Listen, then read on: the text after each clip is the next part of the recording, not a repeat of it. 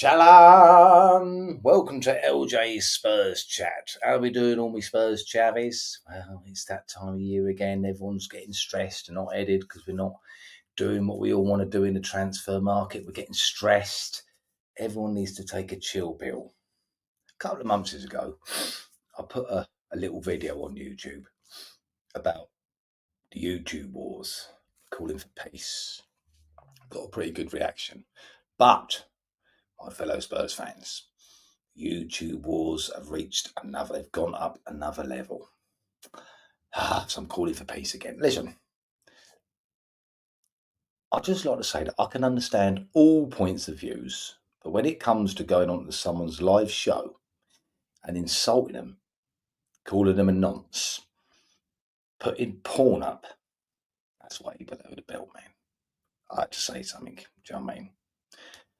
Some people will know what channel I'm about. I ain't going to mention the man's name. He's gone through enough stress. I'm not going to say that I like the man. I'm not going to say that I don't like the man. But we can all have our views. We can even argue. But that's wrong, man. That is wrong doing that. And I'd like to say, what is wrong with these people and why hasn't YouTube banned them? So yeah, once again, I'm calling for peace. And I just want to remind everyone that we all have one thing in common. We're all Spurs fans. So let's rein it in a bit, yeah? Yeah, all right. People have asked my point of view about them so-called larger channels. And yeah, I'll be honest, I do think a lot of it is clickbait. And a lot of it, they do talk shit. This is just my opinion. I'm not usually this outspoken, but I'm just going to say it as it is. But they probably think, who the hell am I? Who the fuck is he? He's only a little small channel. We've all got our opinions. But I wouldn't even dream of going on anyone's channel and trying to sabotage it. If I don't like him, I just don't watch it. The other side of it is, if you're receiving shit off another YouTuber or whatever, ignore it. Block them. Message them. Obviously, I'm only a very small channel. And I receive mostly good feedback. But of course, I've got the trolls, the arseholes. I'll just block them. Just block them. Don't get stressed. Block them. In your mind, just say, oh, piss off, another one. The world, unfortunately now, Spurs fans, is full of dinlos. There seems to be more nasty people out there than good people. So I won't even give them the airtime by moaning about them. But when I did join YouTube, what was it, 8-9 months ago? I never would have imagined that it was as toxic as this. And it's a shame because, as I said, we're all Spurs fans. We all want the best for the club. So I don't understand this. Yeah, we're all going to disagree on things like we do many a time on my channel. But we don't have to start insulting and trying to sabotage someone's channel. Let's not turn ourselves into mongrels like them down the road. Their main channel is just a piss take. Everyone laughs at them, and we are heading that way. I said this last time, we are heading that way, and I thought we was better than this. But it's proper toxic, and it's wrong what people are doing. You know, going on the man's live and trying to basically get him kicked off. You know, it's bad, man. You can't be doing that, Spurs fans. Come on, we're all in this together. Is it jealousy? I don't know. I have other views on this, but I keep it to myself or just chat to a few other mates that do this. I don't get involved in the bullshit. But I had to say that was going a bit too far, you know what I mean?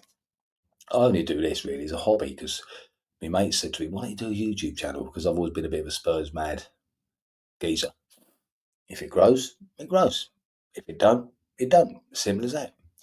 Anyway, so I just wanted to say my piece. And I do feel sorry for that mouse who's got that channel because he looked like he was going to start crying today. And as I said, whether I like him or not isn't the issue. But you shouldn't go on his live and do that. And you got fuck all else to do, whoever's doing it. Come on, get a life. Anyway, while I'm on here, I'll say some of the rumours that flying about. Do you know what? I've never seen so many ITKs on Twitter, or X is what it's called now. I've never seen so many in all my life, man. Why don't they just call themselves the Daily Bullshit? It's mental. So this is why I don't go on here a lot.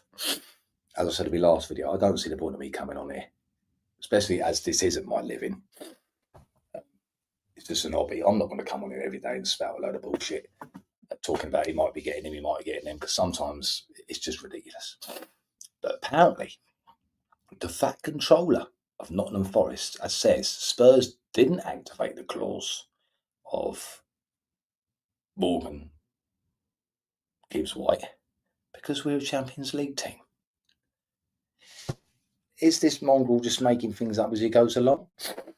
It looks like it. He's tried to sell to anyone and everyone. He does not want to sell to Spurs. I just don't understand, man. He's trying to save face now. He's gone too far.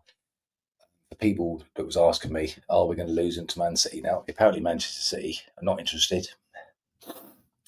So I'd say, if I was his agent, I would say you've been adding a transfer request because you've been the nice guy, you're being professional, and it's not getting you anywhere. I think you need a bit from him now, not just a bit from us. Do you know what I mean? If you want to come, hand in your transfer request. I mean, we're going about Wissa later, but apparently Wissa's come back from the tour or whatever in Portugal because there's doubts about his future. You've got to do something as well, Morgan. You know, anyway, we'll see how it goes. Talking of ITKs, the biggest rumour that's about today, and it's gathering momentum apparently, is the Spurs are interested in Madrid's Rodrigo. I can't see this happening, so basically I'm not going to say anything more about it. Why that bollocks? We won't pay another 10, 15 million for Morgan Gibbs White, so we're not going to pay 90 million on Rodrigo. Proper links, Paulinho to Spurs, but Spurs apparently prefer a loan with an option to buy. People are moaning at this, but I think that's actually a good idea because he hasn't played much football, was he, last year? And he did have an old injury. So I totally do get that. I do. So yeah, would I like him there? Yeah, I would. Yeah, I would like Paulinho there. Why ain't this thing working here? What's going on here? Oh, it's not going my way, is it? Let me see this here. Boom. And show. That's gone. Let's get rid of it. I'm still learning, isn't I? My technical things. So if I put that there, will it go? Oh, I don't know. Anyway, yeah, Paulinho. Would I have him? Yeah, but I would go on a loan with maybe an option or an obligation to buy, because especially with his injury, who knows if he's going to recapture the form what he showed at Fulham. But yeah, we still do need a number 6 in my opinion. That must say what, 25. You can't. I'm really surprised and disappointed that we're not linked with Douglas Luiz, because I think he's at the right age. And I think he'd come straight in. I do like Paulinho, don't get me wrong, but if I had the choice of Paulinho or Douglas Luiz, I'd choose Douglas Luiz every day of the week. Anyway, as I said about Wissa, apparently he's keen to link up again with former boss Thomas Frank, but Spurs don't want to pay 25 million for a 28 to be 29-year-old. Newcastle did put a bid in of 25 million, but it was turned down. So I say keep an eye on this one, Spurs fans, because as I said, he has left the club tour in Portugal over doubts about his future. If it was me, I would say 30 million quid I'd go up to on a 3-year deal. And also, I think that Spurs may try and do a cheeky 20, 25 million bid with plus player. I think that's the way forward for that. A lot of people are saying that he ain't that good, blah, blah, blah. But listen, last season he had an impressive record. He scored 19 goals, 4 assists in 35 appearances. And he is something that we ain't got, that he can run in behind, isn't he? So I think he could be a good signing. Also, I'd like to, let's not flap about what's going on, because Spurs often work under the radar, don't they? So, like the Morgan Gibbs White thing came completely out of the blue. So, no, I'm not flapping yet.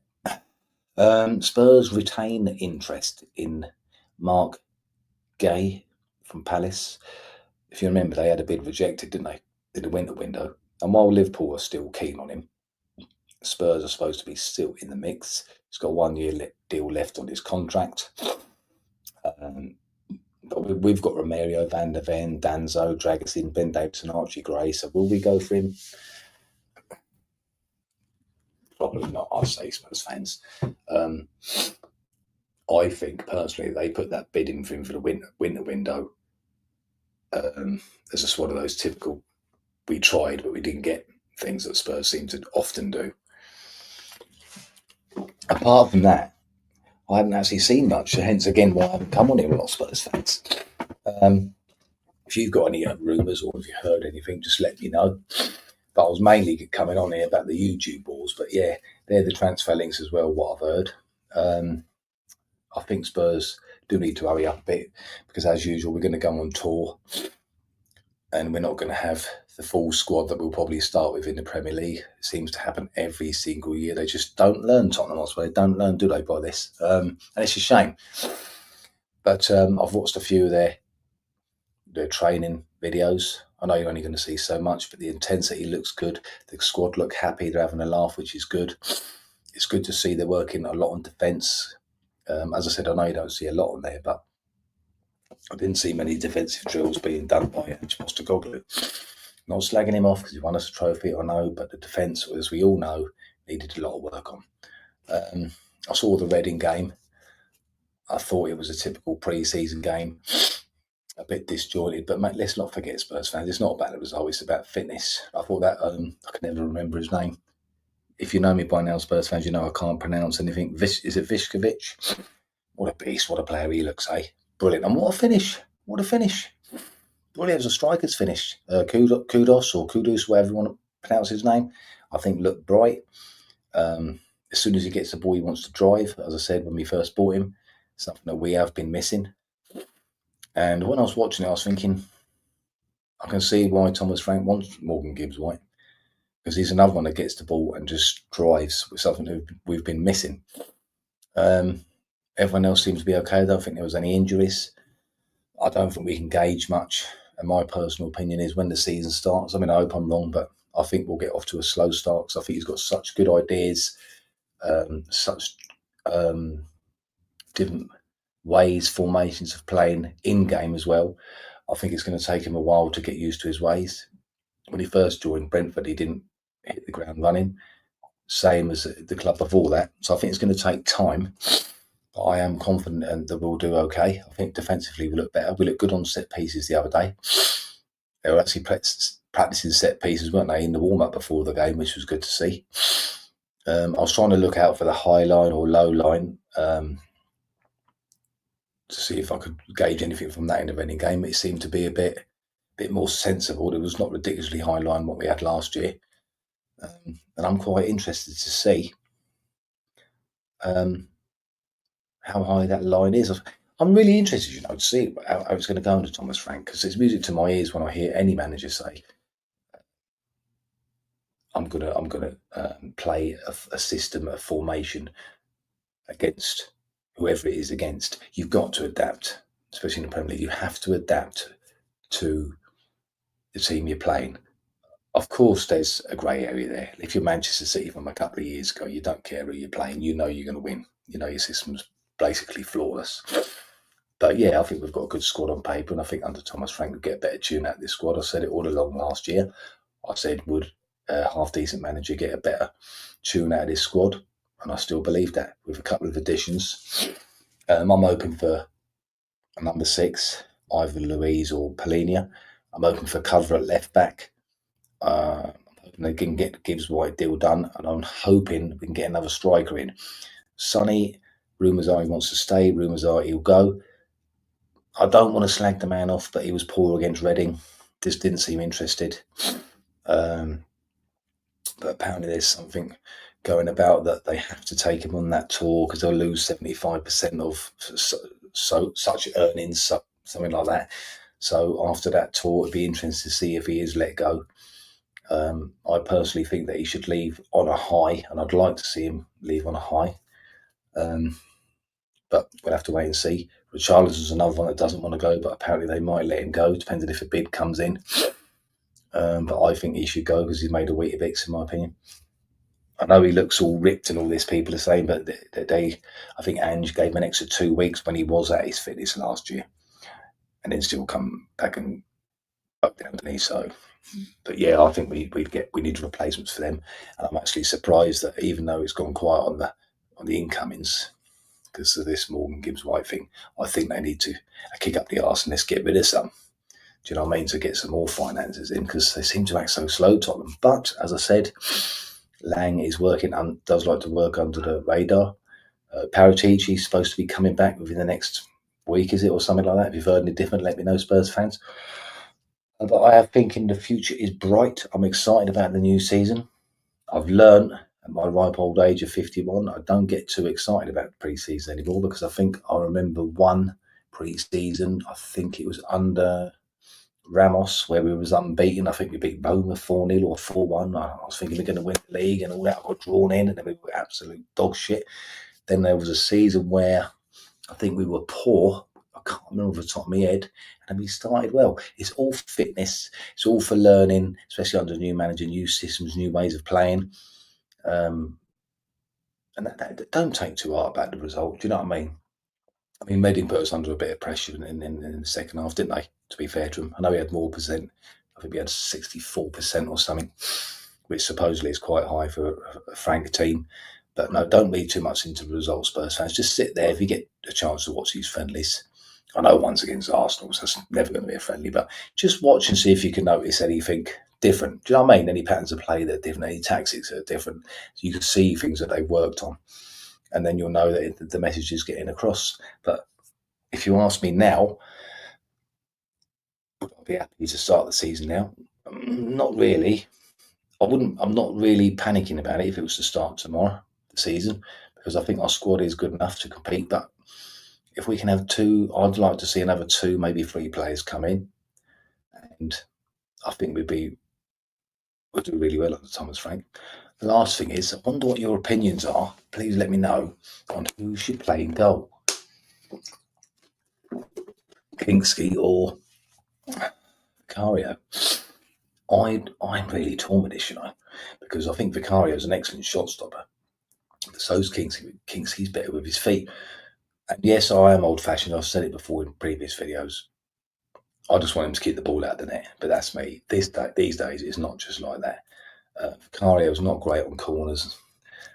It's a difficult one for me. And I think I'm going to have to see more of Kingsley, maybe in the pre-season, see how he gets on. But what do you think, Spurs fans, if you had to choose? Anyway, that's about it, really. Bit of a rant, or not rant. I'm trying to calling for peace. Calling for peace, Spurs fans, yeah. And while I was on there, I thought I'd just give you a little chit chat there. I hope you're all right. And when I hear some more 95% at least rumours or anything, I will let you know. Anyway, I hope you're all well. I hope you're all in good health. And let's keep the faith. Let's keep the peace. Up the ids.